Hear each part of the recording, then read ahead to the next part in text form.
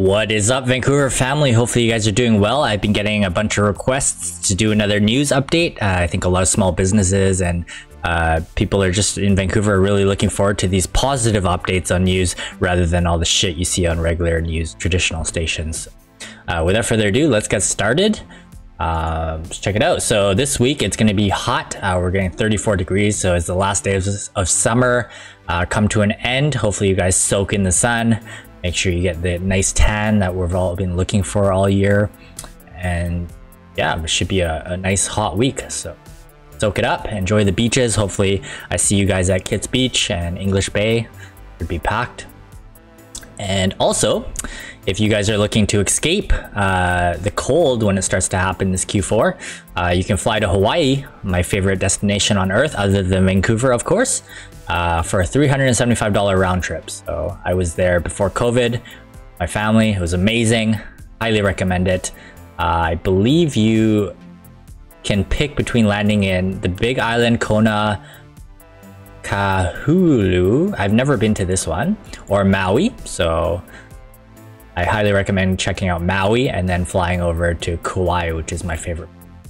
Also, Oahu is really nice, but a lot of people spend too much time on Waikiki Beach and they don't explore the rest of the island. So comment down below if you love Hawaii. Again, one of my favorite places. $375 is really. All right, speaking of flights, Harry Potter star hates on Air Canada after a horrible experience. So actor Matthew Lewis, who you might recognize as Neville Longbottom from the Harry Potter franchise, took to Twitter to blast the airline on Friday morning. Confirmed, Air Canada is the worst airline in North America, and that's saying something, Lewis wrote on Twitter. Kicking me out of first class to the back of the plane is what it is. But doing it at the gate, literally tearing my ticket up, no explanation other than full flight, he said. He was told that if he wanted to sort it out, he should go to customer service. When he asked where the customer service was, he was told that it was in Toronto, even though he was at Orlando. So this is not the first time Air Canada has been in the news. Air Canada, if you're listening to this, you guys need to step up your customer service. This is pretty ridiculous. It says, honestly, never experienced anything like it. The actor wrote, literally tore my first class ticket up in front of me at the gate, gave me an economy ticket and walked away. They even said if I want to complain or get a refund, I have to reach out to them. The actor signed off the tweet with a middle finger emoji, flipping off Air Canada for its service. I love when celebrities call it shit services. This is really one of the only ways that we can change this. And hopefully Air Canada does something about this and changes the way they coach their customer service. So it looks like they did reply. They said, "Hi Matthew, we regret hearing this. Please send us a DM with further details and we'll see if we can." I'm curious if they will resolve this, but definitely not a good look for Air Canada, so that sucks. All right, let's see who else was in town. So we had LeBron James shouts out Vancouver after spending the weekend here. So the NBA superstar was spotted at the Kendrick Lamar concert at Rogers Arena on Sunday. I didn't know that Kendrick Lamar was here. And I would have gone actually. On Monday morning, James took time to dedicate a Twitter post to Vancouver, thanking the city for a wonderful experience. It may come as somewhat of a surprise to some, but it was his first experience here in Vancouver. So on Saturday, James was spotted at Reflections, the garden terrace at the Rosewood Hotel in Georgia. So if you haven't been to Reflections, it's really beautiful. Slightly overpriced, but you are paying for the scenery and the view. Not the view, the environment. It has no view of the water, but... And people were buzzing on the patio. There was also some rumors that he has held a surprise birthday party for his wife at the Modern. So I haven't been to the Modern before. Let's actually check that out. It's the Modern. James also ordered up some fine cuisine at Boulevard Kitchen and Oyster Bar, a restaurant that the fellow celebrity John Cena was also dining at. So I haven't actually been to these. Comment down below if you'd like a review video. Maybe I can contact them. Wow, this looks beautiful. I don't know what this. I'm gonna leave this up and see if I can check this out and leave you guys a review video. Comment down below if you'd like to see me at the Modern. And also, Boulevard Kitchen and Oyster Bar. I don't know what. Check this one.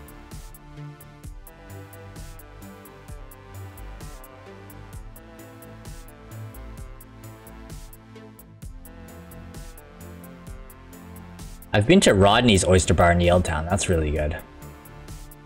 The women like it there because the waiters that hire are pretty good looking. All right, let's move on while that loads. So also, I didn't know Backstreet Boys were in Vancouver. They all were rocking the Canucks jerseys at their Vancouver show last night, so that's cool. Obviously, my generation loved the Backstreet Boys. Can't deny. Boulevard. Oh, I've seen this place from the outside. I just never been inside. I didn't know it was an oyster bar. I think they have some nice food, so again, maybe I'll check it out. If you guys leave a comment down below if you'd like a review video, happy to down some oysters. Oysters are hilarious because they're something that a lot of people don't really like. It's like an acquired taste for many. All right, next up we have the 5 most expensive and luxurious real estate listings in Vancouver. So you guys can check out this article. It's pretty crazy, some of these. Let's check these out. So we have a $10 million Southwest Marine Drive home. Very beautiful. Look how beautiful that is. Look at the backyard. It's like full of greenery. The inside with those wood floors, you can tell, and the fireplace looks beautiful as well. The decor in this one. I wonder if it comes with all of this stuff. Pool table room. This part looks really beautiful. Imagine sitting in this little waterfall with the backyard like that. That's beautiful. So $10 million, not too shabby. We'll see what happens with the housing market taking a plummet. So this one's actually $60 million. Wow, that's crazy.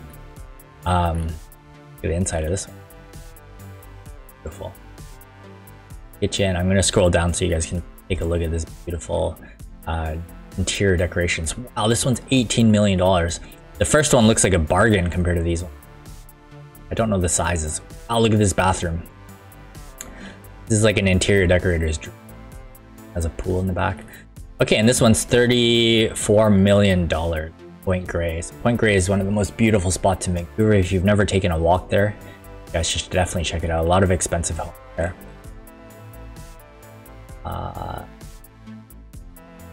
Wow, this one's super lucky. This one is a penthouse for $35 million. Well, you can see the house prices here. Of course, these are some of the most expensive places in Vancouver, but this is why my goal is to make $100 million. I want a place here in Vancouver as well as in Hawaii. And you can't do that with $1 or $2 million. So the goal is $100 million so that I can get a house here and Hawaii without needing to go in debt. So I might check out this Southwest Marine. All right, next up we have PUTT, Vancouver's first indoor mini golf bar open soon. So that's cool. If you like mini golf, I think a lot of people do. You can get drunk and play some mini golf. Let's check out this video. 670 Smith Street. Hey, PUTT, if you're listening to this, send me an invite. I'll do a review video. I get drunk really easily, so I'll probably be missing most of the shots, but it is. All right, next up we have, you know we can't do a Vancouver news video without complaining about the cost of living. So it says, most British Columbians say they can't keep up with the cost of living. Oh, what's new? 61% of British Columbians surveyed in a new poll admit they cannot keep up with the cost of living, so many are trimming their budgets to make room to pay down debt. While Statistics Canada reported the inflation rate fell last month, prices have risen by 7.6% since July 2021. So this is interesting. This is not just in Canada. This is like, we got a lot of fake news reports saying that inflation rates have fallen, but everything seems to be going up. Crazy. According to a poll from the Angus Reid Institute, Canadians are spending less in response. Of course. A total of 58% of British Columbians are cutting back on discretionary spending. 43% have delayed making a major purchase, I'm assuming a house or a car, and 45% are driving less. So that's interesting. 45% are driving less. That makes sense with COVID and working from home and everything being done through Zoom. There have also been cutbacks to how much money people donate and how much they contribute to their RSP or TSFA, EFSA. Yeah, some folks are scaling back altogether or canceling their planned trips. So this is interesting. Take a look at this. It looks like Saskatchewan is cutting back the most, followed by Alberta and I don't know what ATL. But yeah, looks like the people that are cutting back the least are in Quebec. So I guess they're spending a lot. Okay, so that is that. you there, people are suffering. So again, acquire some skills, know that you are infinite in resources and that you can generate as much money as possible as long as you solve a problem that humanity has. So just keep that in mind. Don't make excuses about being poor. Instead, acquire skills and resourcefulness to make money. So this is hilarious. It says, no cap, 42% of Canadian adults don't understand Gen Z slang. So if you're an adult listening to this, let me educate you on some of the Gen Z slang. So 42% of adults over 35 say they have no clue what young people are saying and it's leaving them out of touch. Let me show you some of these terms. It actually says 33% of adults have actually looked up words to find their definitions, which tells me that a lot of adults nowadays are using the internet, obviously, and that they're actually curious about learning this stuff. To be honest, I actually don't know a lot of these slang words, though. Let's check this out. Flex is obviously an easy one, showing off in a non-humble way, so you're flexing. Glow up, I've never heard of. Physical transformation for the better. That's cool. No cap, I have heard of. Conveying authenticity and truth. So sometimes when people say cap, they mean you're lying, and no cap means that you're telling the truth. So flex and no cap, I know. Mid, I have never heard of. Used to insult an opposing opinion, referring to it as the average. Sus is short for suspect or suspicious, so that's an easy no. Bussin', I've never heard of. When something is really good. I guess I just don't hang around with Gen Z. Extra fire, beyond amazing. Dead is literally like dead, but just spelt shorter, so that's hilarious. I don't know why people are using words like this. What did you just spell out dead? This one's interesting. I don't know how to pronounce this. Chugi, either outdated or when someone is trying too hard, often referred to in relation to millennials. Never heard of that one either. Low key, I have heard of, to do something secretly or discreetly.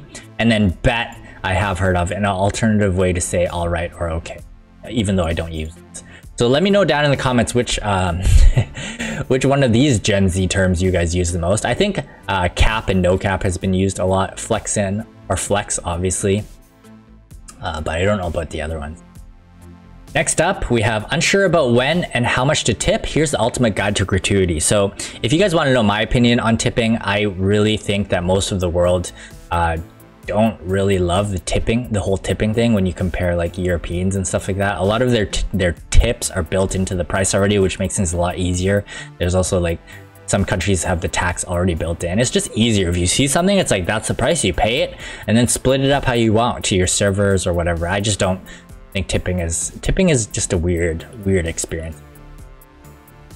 Obviously you're still allowed to tip, but I think in general everything should be built in. That's just, again, my opinion. I'm sure I'll receive hate for that, but let's see what the norms are. So for food services and restaurants, it says to tip anywhere from 15 to 18%, which is interesting because 15% tip used to be the max customers would give. I remember this back in the day, and it meant you did a good job. So we would tip anywhere from 10 to 15%, but now 15% is literally almost the bottom range.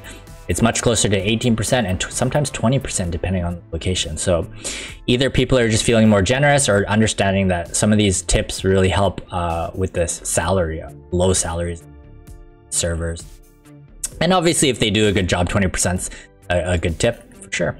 Should be tipping, but only if they do a good job. The problem with tipping is that it's like, it feels like a little bit of pressure, like the waiter will hand you the thing and literally just stare at you. I have no problem giving a no tip if the service, or a really low tip, sorry. I never give no tip, but like a 5 or 10 if it's not good. So coffee shops or bars, 10 to 20%. Takeout, 15%. Food delivery, 15 to 20%. They're needing to come to you. I don't tip 15 to 20% for Uber. I tip like 10%. Just being honest here. Personal care services, 10% range. Spas and massage, they say tip about 10%, 5 or 10%. Accommodation and transportation. Oh, hotels, you can give $10 tip a night. That seems on average. This one's a dollar amount, so I agree with this. Coat check, $10.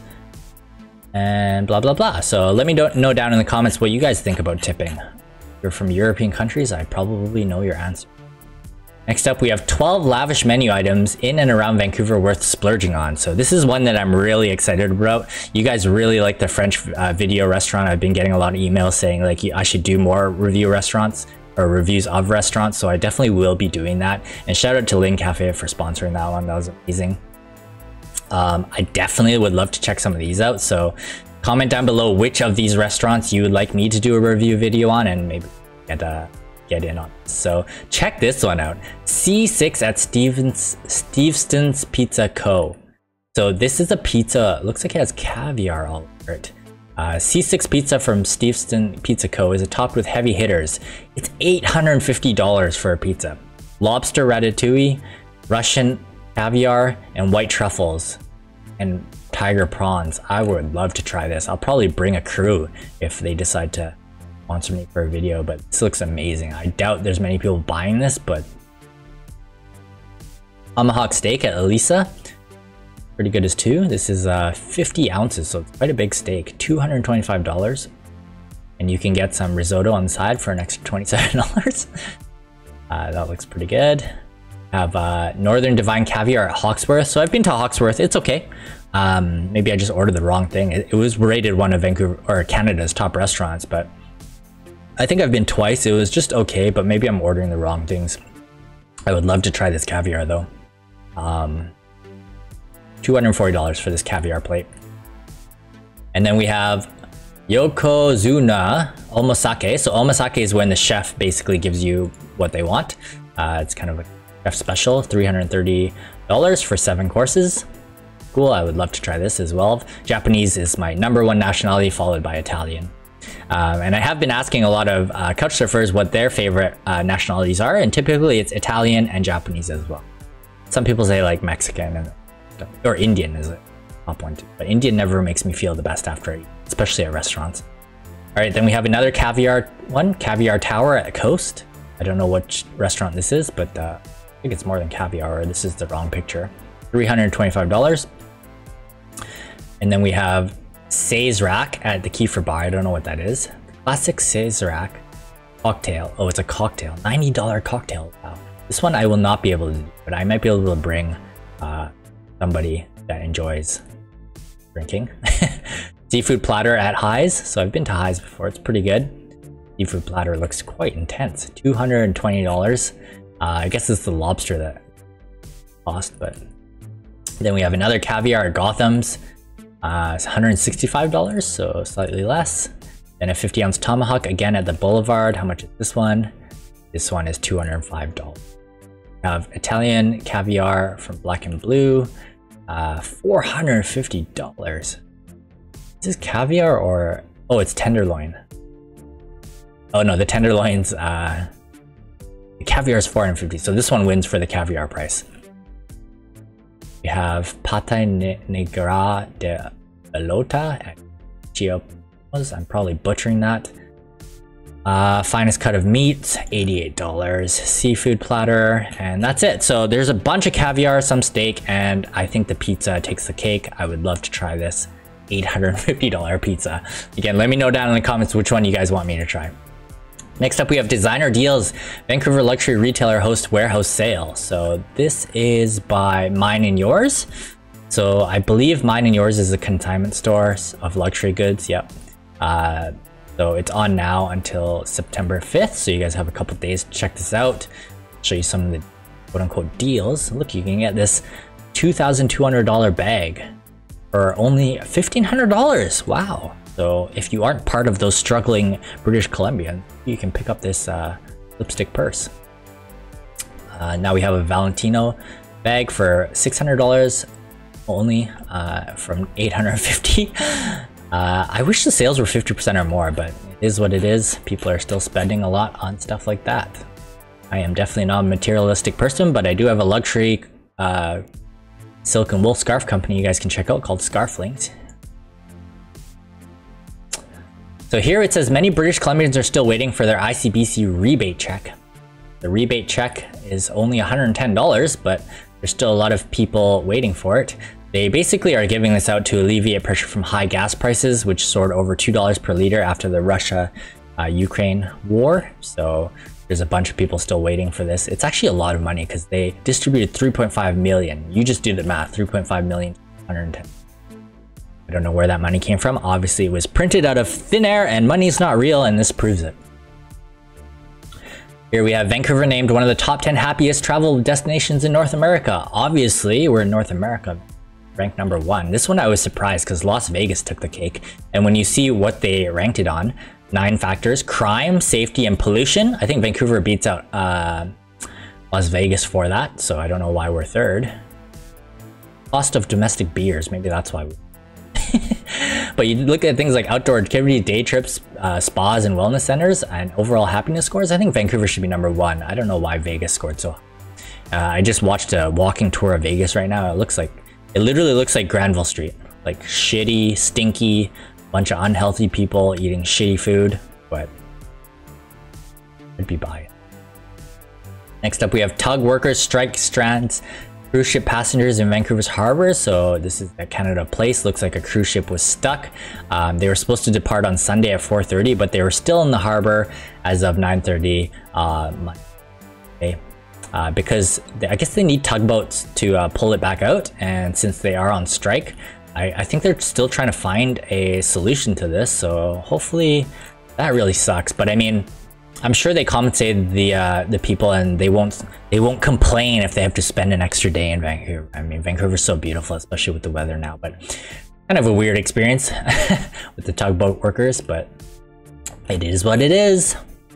And finally, we have 13 companies hiring over 94 positions in Vancouver this summer or September. So if you guys are looking for work, I have spoken to a bunch of people on Instagram that have reached out, and they are actually looking for jobs in the tech industry. So check these out. I won't go over all of them, but the one that I was interested in, actually, let me go over some of the names. So Northeastern University, Vancouver, marketing managers, blah, blah, blah, computer science. A lot of these are in the tech space. Faith Wilson, don't know what that is. Real estate. Vancouver Art Gallery is hiring for head of major gifts. They're actually hiring a lot of different brand. That'd be cool. Vancouver Gallery, love that place. Canada Drives, fastest growing company for online car purchasing and delivery platform.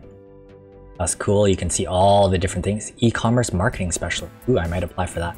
I love doing remote stuff. So if you're listening to this, any of these companies like Canada Drive, hit me up in the email below. I can definitely help you remotely. You don't need me to be there in order to help your company. Trust in that. Lighthouse Labs. So this is a team of software developers. I've seen this company before. Looks like they're hiring for a lot of tech related stuff. So check that out. NDAX. I actually did apply for this. I applied for the creative marketing designer. So NDAX, if you're listening to this, I sent you my cryptocurrency channel. I'm sure I can help you guys. So reach out to me if you're listening to this. Float is one of Canada's fastest growing fintech companies. They offer Visa issued cards that integrate directly with company bank accounts. Okay, blah, blah, blah. Humi is Canada's leading HR and payroll benefit solution for rapidly scaling small and medium-sized businesses. Ever heard of Humi? Trulio to help reduce fraud. Pixie Set, photographers, I guess, helping photographers. Fresha, ambitious, innovative, and rapidly expanding global startup Thai booking platform. Booking what? Omni Group, I've heard of before, real estate, so that's cool. Looks like they're hiring payroll, all that stuff, flaggers. And Plenty of Fish. Wow, the old Plenty of Fish. It reminds me of when my mom used to say, don't worry about one woman, there's plenty of fish in the sea. Plenty of Fish is a really old school dating platform. Definitely need upgrades. What are they hiring for? So it's owned by Match Group, which actually owns Tinder and OkCupid and thing. The jobs are developers. Hopefully they upgrade this because their website sucks. It was on in a couple years. Looks so outdated. But it is a Vancouver company, so okay. Hopefully you guys enjoyed those news articles. You can see I'm on a beach, not in Vancouver still. Now I'm gonna head to Kitts Beach, so hopefully I see some of you there. God bless. Take care, guys. Stay safe and enjoy that tan next week.